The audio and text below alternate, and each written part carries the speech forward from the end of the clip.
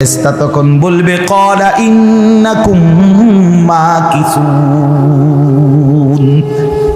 ফেরেশতা বলবে না, নাফরমান পাপী, এই জাহান্নামী তোকে অপেক্ষা করতে হবে, মৃত্যু হবে না। আল্লাহ বলবেন লাকাদ জিনাকুম বিল হক, আমি তো বান্দা সত্যের বাণী, সঠিক বাণী বারবার তোমার কাছে নিয়ে এসেছিলাম। একবার বেলায়েতুল্লাহ বলছে, একবার আনিসুর রহমান বলছে, বারবার বারবার বারবার আমার কত বান্দা দিয়ে, কত ইমাম, কত খতিব, কত আলেম, কত বুজুর্গ দিয়ে আমি তো সত্যের বাণী, কোরআনের বাণী, এই জাহান্নামের কথা বারবার তোর কাছে বলাইছিলাম বান্দা।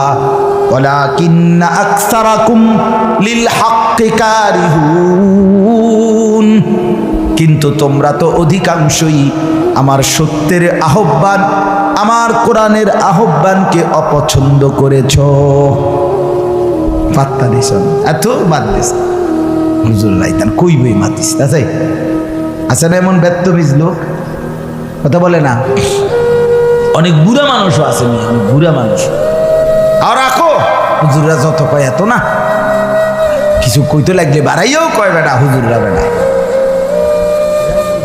কথা বলেন না কেন? হ্যাঁ আরে রাখ, আল্লাহ ভরসা বেটা, আল্লাহ ভরসা কিতা, আল্লাহ ভরসা কিতা মানে আল্লাহ কি, আল্লাহ কি হিসেবে ভরসা আমি এটা বুঝাইয়া কর। আল্লাহ বলছে বান্দা তুমি বিড়ি খাইতে থাকো আমি ভরসা, হ্যাঁ এমনি আল্লাহ কইছে নাকি?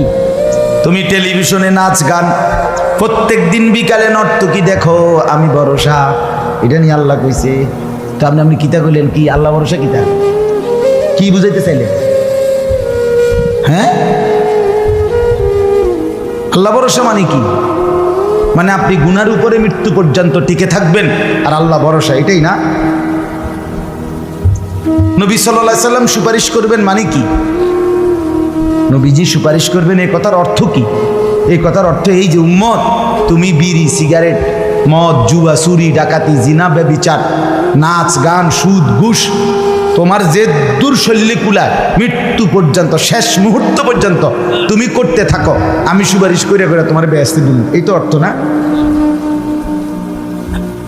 তো কি তা আপনি বলেন আমারে কি আসলে কি?